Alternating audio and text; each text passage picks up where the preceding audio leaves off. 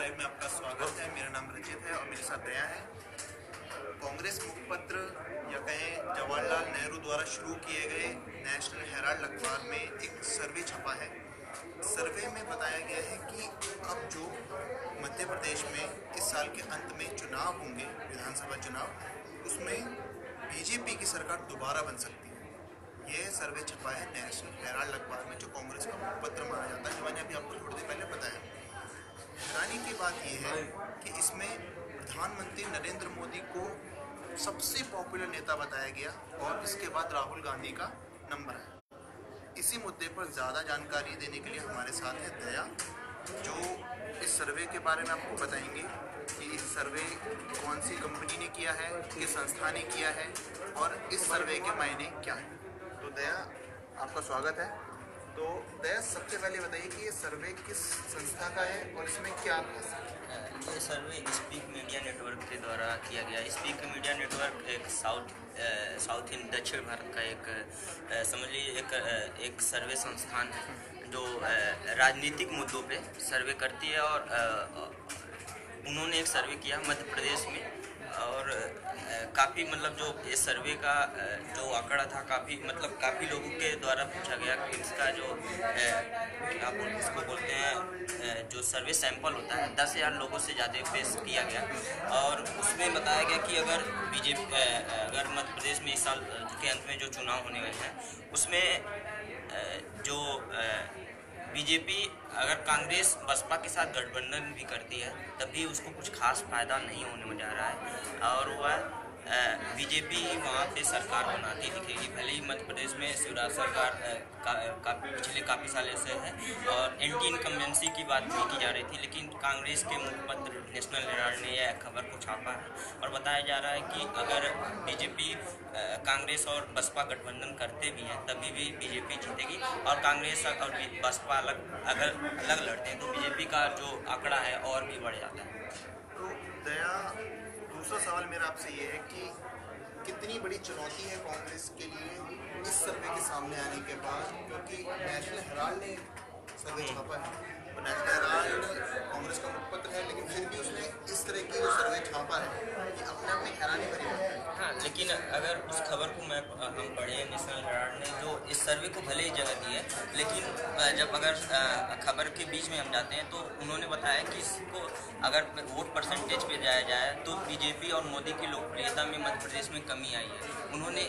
इस एंगल को लेकर छापा है और ये भी कहा है कि अगर बसपा और कांग्रेस गठबंधन कर लेते हैं तो भले अभी भी बीजेपी बहुमत में दिखती हो, लेकिन 3-4 महीने बाद आंकड़े बदल भी सकते हैं जब चुनाव होने आए। तो उन्होंने इस खबर को इस एंगल से छापा है कि बसपा और कांग्रेस को गठबंधन जरूर करना चाहिए, तभी बीजेपी को रोका जा सकता है और शिवराज सिंह चौहान को मध्य प्रदेश में रोका जा सकता है। उन्होंने इस एंगल से खबर को छापा है। अगर बात करें कि कांग्रेस और बसपा साथ में आकर चुनाव लड़ते हैं तो उन दोनों को कितना फायदा होगा, बीजेपी को कितनी टक्कर दे पाएंगे? अभी जो सर्वे हुआ है वहाँ पे जो अगर कांग्रेस अकेले और बसपा अकेले चुनाव लड़ती है तो बीजेपी वहाँ पे 147 सीटें पाती है, जबकि अगर कांग्रेस और बसपा एक साथ चुनाव लड़ती है तो 126 सीटें उनको मिल रही है। तो करीब 20 सीटों का नुकसान बीजेपी को हो रहा है, लेकिन जो बहुमत का आंकड़ा है उससे कहीं ज़्यादा बीजेपी तब भी सीटें पा रही है, जो कि 116 का आंकड़ा है। 200 सीटें विधानसभा सीटें मध्य प्रदेश में है। तो लेकिन उन्होंने ये दिखाने की कोशिश किया है, क्योंकि नेशनल हेराल्ड कांग्रेस का मुखपत्र हम सब ये जानते हैं, उन्होंने ये दिखाने की कोशिश की है कि अभी ये हाल है, अगर अभी से गठबंधन कर लिया जाए और अभी से प्रचार प्रक्रिया तेज की जाए और दोनों दल मिल के प्रचार करें, इसके साथ जो वहाँ के छोटे और पार्टियाँ उनके साथ जाके अगर एक साथ चुनाव लड़ें, जो कि तो मध्य प्रदेश में फ़ायदा हो सकता है और एक महागठबंधन जो कि बात की जा रही है नेशनल स्तर पर 2019 लोकसभा चुनाव के लिए, उसके लिए भी एक उदाहरण खड़ा हो सकता है कि हम अगर छोटी पार्टियां या क्षेत्रीय पार्टियों के साथ कांग्रेस मिलकर चुनाव लड़ती है तो बीजेपी को और मोदी को रोक सकते हैं। यह नेशनल हेराल्ड का कहना है। तो अब दूसरा जो सवाल आगे दर्शकों के सामने आ रहा है वो ये भी है कि बीजेपी को इस सर्वे से खुश होना चाहिए या दुखी होना चाहिए, और दूसरी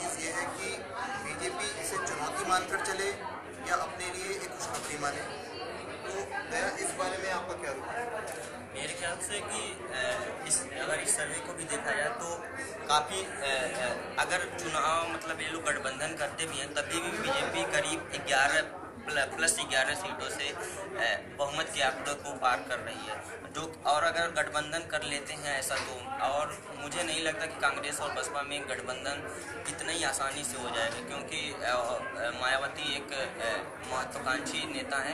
और अगर गठबंधन होता भी है तभी बीजेपी को कुछ ज़्यादा फर्क नहीं पड़ता है इस सर्वे के मुताबिक। तो बीजेपी को ज़्यादा चिंता की बात नहीं है। हालांकि ये दिख रहा है कि वोट परसेंटेज में हो या सीटों में हो वो कमी आ रही है, तो ये एंटी इनकम्बेंसी एक फैक्टर हो सकता है, लेकिन कुछ खास फर्क नहीं पड़ने वाला जहाँ तक। और एक सबसे बड़ी बात है इस सर्वे की एक और भी है कि इसने नरेंद्र मोदी को सबसे पॉपुलर नेता बताया है, और जो दूसरे नंबर पे है राहुल गांधी, उनसे नरेंद्र मोदी का फासला 32% ज़्यादा है, और इसको भी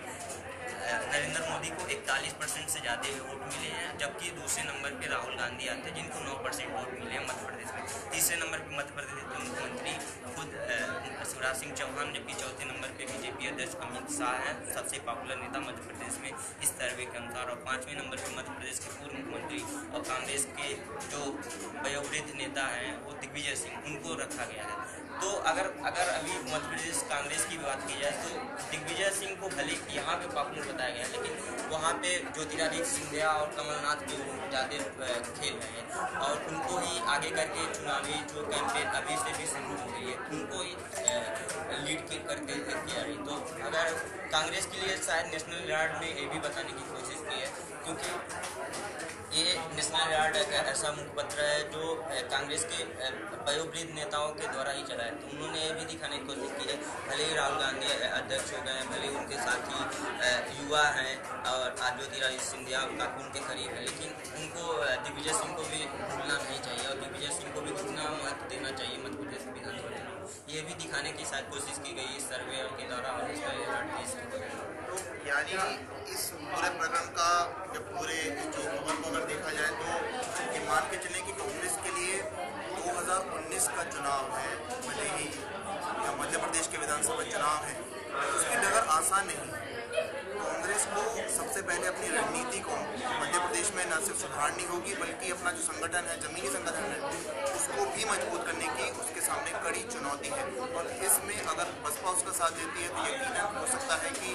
2018 के जो भी अंत में चुनाव होने हैं मध्य प्रदेश में विधानसभा के, उसमें कांग्रेस को अच्छी बढ़त मिल सकती है। तो बीजेपी के सामने भी यही चुनौती है कि वो जो उसका शासन पिछले 15 साल से लगातार चल रहा है शिवराज सिंह सरकार के रूप में, वो उसे बरकरार रखना चाहिए, अपना वोट बैंक नहीं खोना चाहिए। एक और बात है कि इस सर्वे में विधानसभा चुनाव में लोकसभा चुनाव का भी प्रेडिक्शन किया गया है उसी आंकड़ों के लेके कि अगर लोकसभा सीट अगर उतने ही आंकड़ों को लेके लोकसभा सीट पे चुनाव होते हैं तो क्या होता है। तो इसमें ये दिखाने की कोशिश की गई है कि अगर बसपा और कांग्रेस भले विधानसभा में उतना टक्कर नहीं दे पा रहे हैं, लेकिन लोकसभा चुनाव में लोकसभा सीटों पे वो काफ़ी कट चक्कर दे रहे हैं बीजेपी। वहाँ पे दिखाया गया है कि बीजेपी को 16 सीटें मिली, तो बसपा प्लस कांग्रेस गठबंधन को 13 सीटें मिली, सिर्फ 3 सीटों का फासला है और 1 साल अभी लगभग बाकी है चुनाव में। तो ये भी दिखाने की कोशिश की गई है कि अगर ये दोनों चुनाव लड़ते हैं तो अभी जो 3 सीटों का फासला है वो भी कम किया जा सकता है। नेशनल हेराल्ड का ये कहना है अगर यही अलग अलग चुनाव लड़ते हैं तो सिर्फ कांग्रेस को 7 सीटें ही मिल रही हैं, 7 और 13 में बड़ा फासला नजर आता है। तो ये कहने की कोशिश की जा रही है कि नेशनल हेराल्ड द्वारा कि कांग्रेस को क्षेत्रीय दलों से और जो अन्य छोटे दलों से उनको साथ चुनाव लड़ना चाहिए, तभी वो बीजेपी को टक्कर दे सकते हैं। ये भी करने की कोशिश की गई। बिल्कुल, यानी कि अगर कांग्रेस का जो बेस है अगर वो हम देख ही रहे हैं कि हर ज़्यादातर वो जितने भी बड़े बड़े राज्यों में सरकार थी वो सब धराशायी हो चुकी है। बीजेपी की तकरीबन आज 20 से ज़्यादा राज्यों में सरकार है। तो अगर कांग्रेस को दोबारा मेन स्ट्रीम पॉलिटिक्स में आना है और यानी कि दोबारा अपने राज्यों में अपना बेस कायम करना है तो उसके लिए जैसे उन्होंने अभी कर्नाटक में भी किया जेडीएस के साथ, वो भी ये भी नेशनल हेराल्ड का यही कहना है कि जहाँ जहाँ पे भी क्षेत्रीय पार्टियाँ कांग्रेस को उनको गठबंधन करना ही पड़ेगा, गठबंधन करना पड़ेगा। यकीनन देखते हैं कि आने वाले जो कुछ समय में सबका